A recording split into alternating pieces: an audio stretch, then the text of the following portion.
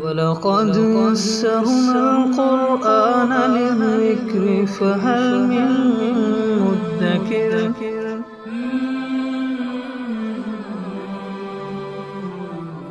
سورہ جمعہ آیت نمبر 9۔ اعوذ باللہ من الشیطان الرجیم، بسم اللہ الرحمن الرحیم۔ یا ایہا الذین آمنوا اذا نودی للصلاة من یوم الجمعۃ فاسعوا الی ذکر اللہ وذروا البیع ذالکم خیر لکم ان کنتم تعلمون۔ یہ سورہ جمعہ ہے، اور جمعہ کو اس لیے جمعہ کہا جاتا ہے کہ اس دن مسلمانوں کا اجتماع ہوتا ہے، اور یہ بڑا عظیم الشان دن ہے کہ اللہ رب العزت نے کائنات زمین آسمان کو 6 دن کے اندر پیدا فرمایا، اور جو آخری دن تھا اس کی تخلیق کی تکمیل کا وہ جمعہ کا دن تھا، اور اسی دن اللہ تعالیٰ نے حضرت آدم علیہ السلام کو پیدا فرمایا، اور اسی دن جنت کے اندر ان کو بسایا، اور اسی دن جنت سے دنیا کی طرف بھیجا، اور اسی دن قیامت قائم ہوگی۔ اور اس دن کے اندر ایک گھڑی اللہ تعالیٰ نے ایسی رکھی کہ جس کے اندر جو دعا مانگی جائے اللہ تعالیٰ اس کو قبول فرماتے ہیں، اور اکثر علماء فرماتے ہیں کہ وہ گھڑی عصر سے مغرب کے درمیان ہوتی ہے جمعے والے دن۔ اللہ تعالیٰ نے ہر امت کو ہفتے کے اندر ایک دن عید کا دن دیا ہے،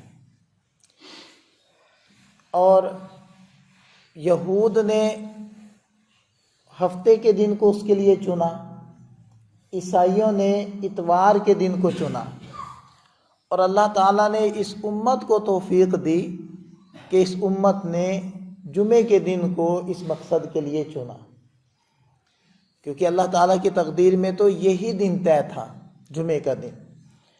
تو اس امت کو یہ توفیق ملی ہے۔ کیسے کہ جاہلیت کے زمانے میں یوم الجمعہ کو یوم العروبہ کہا جاتا تھا، اور نبی پاک صلی اللہ علیہ وسلم کے اجداد میں سے ایک ہیں کعب بن لؤی، یہ آپ صلی اللہ علیہ وسلم کی پیدائش سے 560 سال پہلے تھے۔ تو انہوں نے اس یوم العروبہ کا نام یوم الجمعہ رکھا، تو جمعے کا دن گویا کہ ان کی طرف منسوب ہے۔ اور یہ کیا کرتے، اس دن میں قریش کو اکٹھا کرتے، خطبہ دیتے، یعنی واعظ و نصیحت کرتے، اور اللہ تعالیٰ نے ان کو جاہلیت کے زمانے میں ہی بت پرستی سے، شرک سے بچایا تھا، توحید کی توفیق دی تھی۔ اور ان کی اتنی شان و شوکت تھی قریش کے اندر کہ ان کی وفات پر قریش نے تاریخ کا اجرا ان کی وفات کے دن سے کیا۔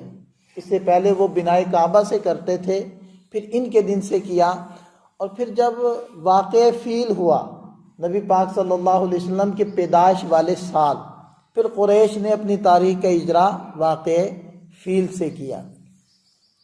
تو بہرحال اسلام سے پہلے ہی اس دن کا نام یوم الجمعہ رکھا جا چکا تھا، اور یہ کعب بن لؤی جو آپ صلی اللہ علیہ وسلم کے اجداد میں سے ہیں ان کی طرف منسوب ہے، اور اس دن کو یوم الاجتماع ان احباب نے بنا رکھا تھا اور عبادت کیا کرتے تھے۔ بعض روایات میں آتا ہے کہ ہجرت مدینہ سے پہلے ہی انصار مدینہ نے اپنے اجتہاد سے جمعے والے دن کو اکٹھے ہونے اور عبادت کے لیے مختص کر رکھا تھا۔ تو دیکھیں کہ یہ تکوینی طور پر اس امت کو یہ توفیق ملی ہے کہ انہوں نے جمعے کے دن کو اپنی عبادت کے لیے مختص کیا۔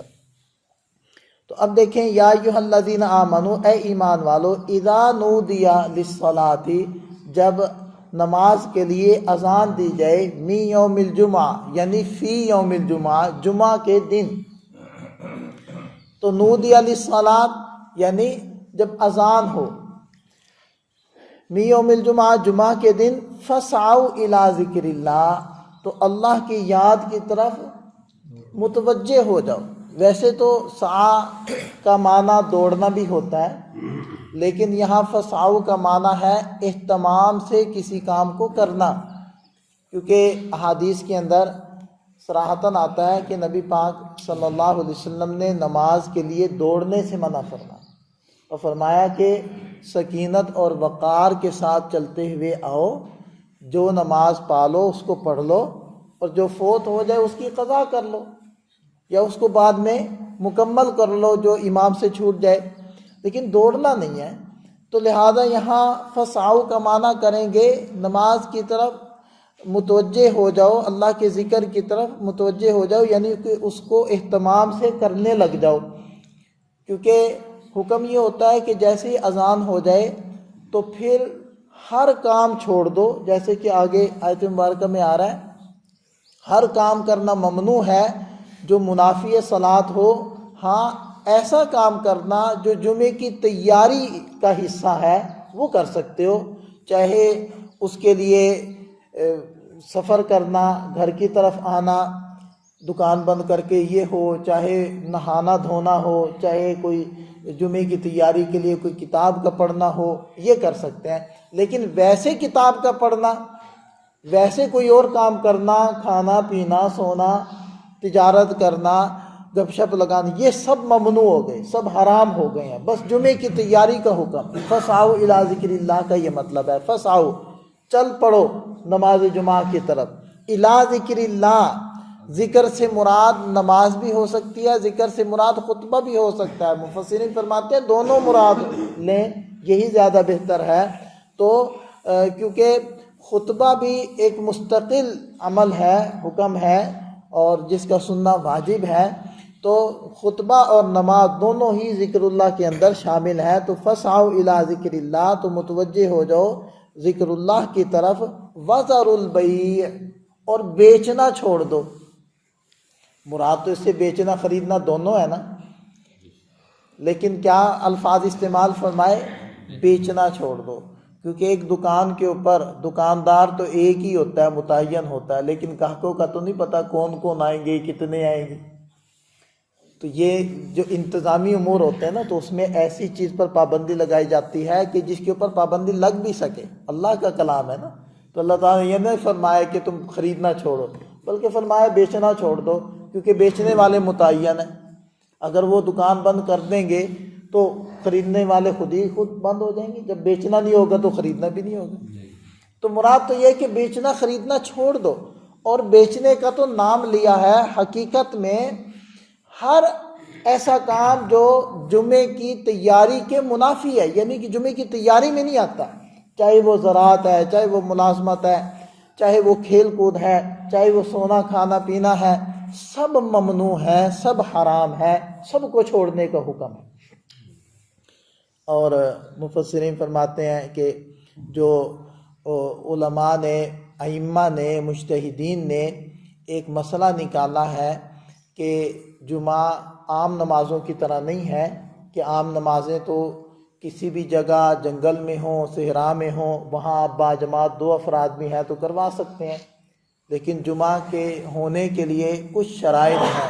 ان شرائط میں سے ایک شرط یہ بھی ہے کہ جہاں جمعہ آپ پڑھ رہے ہیں وہ شہر ہو، کیونکہ وذر البیع، بیچنا، اس میں اشارہ نکلتا ہے کہ وہاں یہ جمعہ وہاں قائم کرنا ہے جہاں ضروریات زندگی میسر ہوں. لہذا جنگل کے اندر جمعہ نہیں ہوگا، بیابانے میں جمعہ نہیں ہوگا، ایسے چھوٹے گاؤں میں جہاں ضروریات زندگی میسر نہیں ہے وہاں نہیں ہوگا، قصبوں میں ہوگا. البتہ موقع محل کے مطابق، علاقے کے مطابق آپ فتویٰ لیں گے اس وقت وہاں کے اس علاقے کے مفتی سے کہ جی آپ ذرا آ کر دیکھ کر بتائیں، یا اگر آپ نے دیکھا ہوا ہے تو آپ بتائیں کہ جی اس علاقے میں جمعہ ہوتا ہے نہیں ہوتا. تو بہرحال اس میں اشارہ اس کی طرف موجود ہے. وذر البیع، بیچنا خریدنا چھوڑ دو.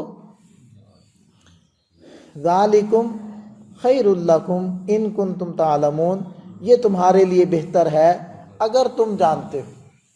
اور جمعہ کے جو فضائل ہیں وہ تو ہیں ہی ہیں کہ جو پہلے آئے گا ابتدا میں، پہلے والے میں، اس کو کتنا ثواب ہے جی، اونٹ صدقہ کرنا، اور جو بعد میں آتا ہے تو گائے اور اسی طرح پھر بکری اور اسی طرح پھر مرغی، تو یہ ثواب کم ہوتا چلا جاتا ہے، پہلے آنے والوں کے لیے زیادہ ثواب ہے۔